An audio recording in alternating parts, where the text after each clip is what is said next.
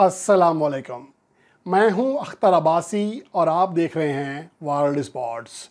Pakistan cricket team के fast bowler Mohammad Aamir ने शाहीन शाह अफरीदी के साथ अपने मुवाज़ने के हवाले से हैरानकुन दावा किया है। ऐसा हैरानकुन दावा कि शायद मोहम्मद आमिर के जो मदा हैं वो भी इस बात पर यकीन ना करें और इस बात का जायज़ा पेश करेंगे कि मोहम्मद आमिर का जो दावा है कितना सही है, कितना गलत है, इस पर बात करेंगे। और इसके अलावा पाकिस्तान को ICC world cup super league में बड़ा धचका लगा है। पाकिस्तान को एक और बड़ा धचका, इससे पहले पाकिस्तान को टेस्ट चैंपियनशिप में भी बड़ा धचका लग चुका है, उसका जायज़ा आपके लिए पेश करेंगे। जबकि विराट कोहली और बाबर आजम के दरमियान एक दूसरे के लिए खुशगवार ट्वीट्स का तबादला हुआ। रिप्लाई किया है विराट कोहली ने बाबर आजम की ट्वीट्स का, वो माजरा क्या है इस पर भी बात करेंगे। जबकि पाकिस्तानी ओपनर्स नाकाम हुए हैं गाल टेस्ट मैच में और पाकिस्तान के लिए ख़तरे की घंटी बज चुकी है। ये तमाम चीज़ें इस रिपोर्ट का हिस्सा होंगी। और सबसे पहले हम बात करेंगे मोहम्मद आमिर के दावे के हवाले से, जिन्होंने पाकिस्तानी लोकल मीडिया को इंटरव्यू देते हुए ये कहा कि एक सवाल के जवाब में कहा कि मेरा पाकिस्तान के जो मौजूदा बॉलर्स हैं इनमें से किसी भी बॉलर के साथ मेरा मुवाजना नहीं बनता, इवन के शाहीन शाह अफरीदी के साथ भी मेरा मुवाजना नहीं बनता, क्योंकि मेरी क्लास इन सबसे अलग है। ये तो अपने मुँह मियाँ मिठू वाली बात हो गई। अगर हम कारकर्दगी की बात करें तो आगे चल के मैं जिक्र करता हूँ कि कारकर्दगी का क्या 2018 से क्या असर रहा है। इसके अलावा मोहम्मद आमिर ने एक और बड़ी बात की। उनका ये कहना था कि जब मैं वर्ल्ड कप 2019 के बाद ड्रॉप हुआ था तो मैं पाकिस्तान का हाई रैंक बॉलर था और मेरी रैंकिंग जितनी ऊंची गई है किसी भी पाकिस्तानी बॉलर की उतनी ऊपर नहीं गई। इस बात का अगर हम जायज़ा पेश करें तो उन्होंने चूँकि वनडे की बात की है तो मैं पहले कारकर्दगी थी, पहले रैंकिंग की बात बताता हूँ कि उन्होंने ये कहा है कि मेरी जितनी रैंकिंग किसी पाकिस्तानी बॉलर की नहीं रही है हालिया अरसे में। तो मैं आपको बताऊं कि शाहीन शाह अफरीदी मौजूदा वक्त में उनकी जो वनडे रैंकिंग है तीसरी है, जो गुज़िश्ता रोज़ जसप्रीत बुमराह के ऊपर आ जाने की वजह से वो एक दर्जा नीचे हुए, वरना वो आलमी नंबर 2 वनडे बॉलर थे।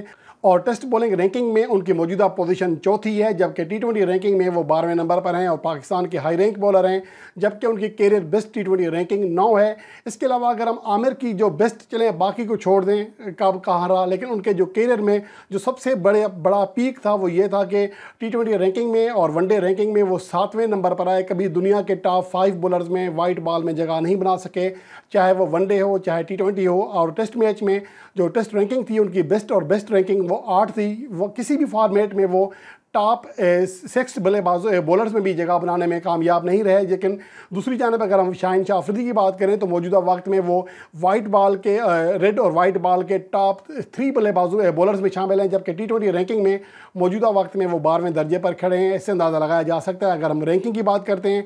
और जहाँ कारकर्दगी की बात है, अगर हम 2018 से वनडे फार्मेट में कारकर्दगी की बात करें तो पाकिस्तान की जानिब से शाहीन शाह अफरीदी ने इस अरसे में 31 इनिंग्स में बॉलिंग कराई है, 62 विकेटें हासिल की हैं, यानी लगभग फी मैच 2 विकेटें हासिल की हैं। और मोहम्मद आमिर ने 24 मैचेस खेले, 24 इनिंग्स में बॉलिंग कराने का मौका मिला, 25 वनडे मैचेस खेले और 26 विकेटें हासिल की, यानी लगभग 1 विकेट ली है फी मैच उनकी एवरेज बनती है, जबकि दुगनी एवरेज है शाहीन शाह अफरीदी की। इस तरह शादाब खान ने 37 मैच हुए हैं जिनमें बॉलिंग कराई, 50 विकेटें हासिल की हैं। और हसन अली ने जिन 32 मैचेस में बॉलिंग कराई 35 विकेटें हासिल की। उस्मान शनवारी ने 15 मैचेस खेले और जो कि आमिर से कम थे, उनमें 28 विकेटें हासिल की। और इसके अलावा हारिस रऊफ ने 13 मैचेस खेले हैं, 23 विकेटें हासिल की हैं। ये कारकर्दगी है। अगर वनडे फार्मेट में मोहम्मद आमिर का स्ट्राइक रेट देखें तो उन्हें फी बॉल विकेट के लिए 45.1 गेंदें फेंकना पड़ी, जो कि किसी भी पाकिस्तानी बॉलर का, टॉप बॉलर का इस अरसे में सबसे बदतरीन स्ट्राइक रेट है। सबसे ज़्यादा गेंदें फेंक कर विकेट हासिल की है मोहम्मद आमिर ने 2018 से अब तक। और इसके अलावा उनकी जो एवरेज है फी विकेट के लिए उन्होंने 34.3 रन दिए हैं, जो कि हसन अली के बाद किसी भी पाकिस्तानी बॉलर का सबसे दूसरी बदतरीन बॉलिंग एवरेज है। ये कारकर्दगी रही है मोहम्मद आमिर की और उनके बावजूद उनका कहना है कि मेरा मुवाजना किसी पाकिस्तान के मौजूदा बॉलर से नहीं बनता। इसके अलावा अगर टी20 फार्मेट में बात करें, कदर कारकर्दगी बेहतर ज़रूर रही है, लेकिन वो 18 मैचेस में सिर्फ 21 विकेटें हासिल करने में कामयाब रहे और दीगर जो बॉलर्स हैं इनसे काफ़ी ऊपर हैं, जिनमें शादाब खान, शाहीन शाह अफरीदी, हारिस रऊफ, हसन अली, फ़हीम अशरफ, इमाद वसीम और उस्मान कादिर शामिल हैं। तो ये जो उनका दावा है मेरे ख्याल में ये अपने मुँह मियाँ मिठू वाली बात है। अगर हक़ाइक़ देखे जाएँ, चाहे रैंकिंग के एतबार से देखें, चाहे कारकर्दगी के एतबार से देखें, एवरेज के एतबार से देखें, गो के टी20 फार्मेट में उनकी एवरेज कदर बेहतर है या टेस्ट में, लेकिन वनडे फार्मेट में जिसकी वो बात कर रहे हैं वो खासे पीछे हैं और इस एतबार से कहीं उनका मुवाजना नहीं बनता शाहीन शाह अफरीदी से। शाहीन शाह अफरीदी ने इस अरसे में हालिया जो अरसा गुजरा है उसमें शानदार कारकर्दगी का मुजाहरा किया। उसके अलावा हारिस रऊफ की कारकर्दगी भी शानदार रही है।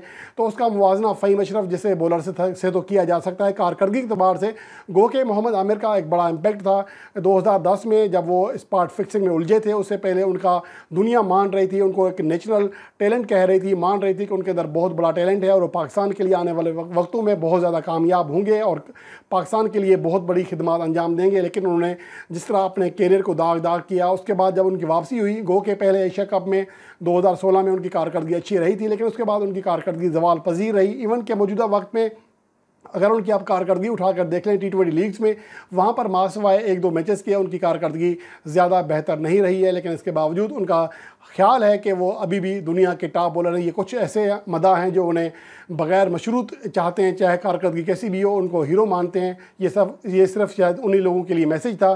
तो बहरहाल ये बात हुई है शाहीन शाह अफरीदी के हवाले से। और पाकिस्तान को वर्ल्ड कप सुपर लीग में बहुत बड़ा धचका लगा है, क्योंकि न्यूजीलैंड ने आयरलैंड के खिलाफ 3-0 से कामयाबी हासिल की है, जिसकी वजह से वो पाकिस्तान से चौथी पोजीशन छीनने में कामयाब हो गई है। और मौजूदा वक्त में पाकिस्तान और न्यूजीलैंड के जो पॉइंट्स हैं आइन बराबर 90-90 हैं, लेकिन इशारियाती फ़र्क में बेहतर है न्यूजीलैंड, इसलिए पाकिस्तान से ऊपर आने में कामयाब रही। इंग्लैंड मौजूदा वक्त में 125 रेटिंग पॉइंट के साथ पहले नंबर पर है, जिसके बाद 120 रेटिंग पॉइंट्स के साथ बांग्लादेश दूसरे नंबर पर है, अफगानिस्तान तीसरे, न्यूजीलैंड चौथे, पाकिस्तान पाँचवें, वेस्ट इंडीज़ जो है छठे नंबर पर मौजूद है, 80 पॉइंट्स हैं उनके पास, इंडिया 7वें, ऑस्ट्रेलिया 8वें, आयरलैंड 9वें और श्रीलंका 10वें नंबर पर मौजूद है।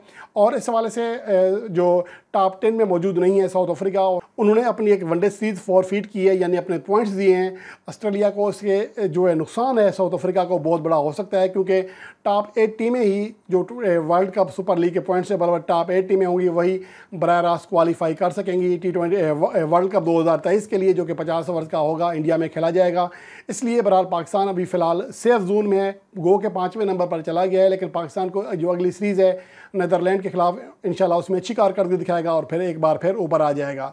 और इसके अलावा पाकिस्तान के मौजूदा कप्तान बाबर आजम और भारत के साबिक कप्तान विराट कोहली के दरमियान ट्विटर पर खुशगवार जो जुमलों का तबादला हुआ।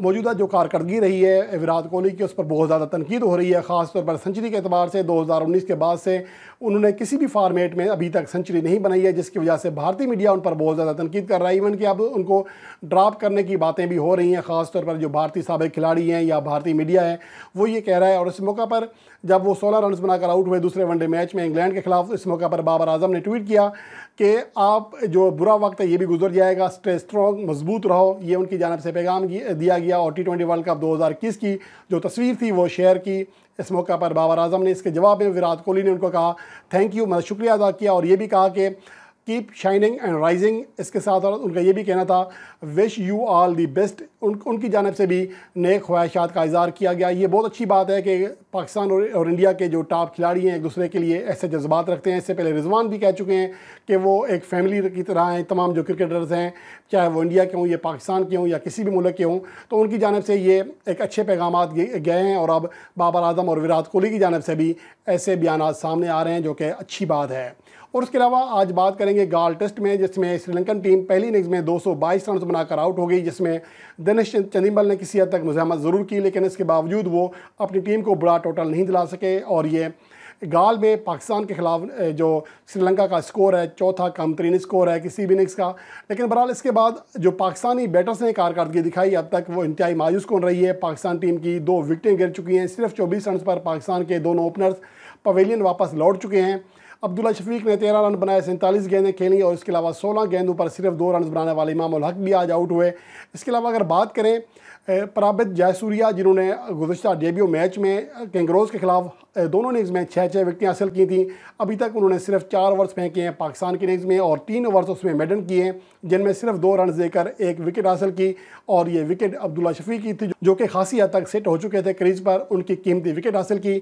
तो पाकिस्तान को अगर इस मैच में अपनी गिरफ्त मजबूत रखना है तो कल एक बड़ा स्कोर बनाना होगा, लीड हासिल करना होगी, कम से 100-150 रन की लीड हासिल करना होगी, तभी पाकिस्तान टीम सेफ जोन में जा सकता है। वरना श्रीलंकन कंडीशन में जैसे जैसे पिच पुरानी होती जाएगी, यहाँ पर स्पिनर्स का जादू जो है सर चढ़ कर बोलेगा। और जो श्रीलंका के स्पिनर्स हैं, इन्होंने हालिया अरसे में साबित किया है कई बार कि वो अपनी कंडीशन में किसी भी टीम के लिए ख़तरनाक बॉलर साबित हो सकते हैं। इसलिए पाकिस्तान को ख़ास तौर पर बाबर आजम, अज़हर अली और इसके बाद जो नए खिलाड़ी हैं सलमान अली आगा या रिजवान, इनको जिम्मेदारी लेना होगी। मोहम्मद नवाज़ को भी बड़ी इनिंग्स खेलना होगी, जिन पर बहुत ज़्यादा इंतज़ार कर रहे हैं पाकिस्तान के सेलेक्टर्स भी और पाकिस्तानी कप्तान भी, जिनकी वजह से वाइट बॉल में इमाद वसीम को पीछे किया हुआ है। तो बहरहाल रेड बॉल में मोहम्मद नवाज़ को मौका दिया गया है, तो उनको भी दोनों हाथों से ये मौका थामना पड़ेगा और इसी से ही ना सिर्फ उनकी बेहतरी होगी बल्कि पाकिस्तान टीम भी बेहतरी की जानिब जा सकेगी। गाल टेस्ट मैच में उम्मीद है कि कल दूसरे दिन पाकिस्तानी बैटर्स अच्छी कारकर्दगी का मुजाहरा करेंगे और अब मैच पर जो अपनी गिरफ्त है उसको मजबूत रखेंगे।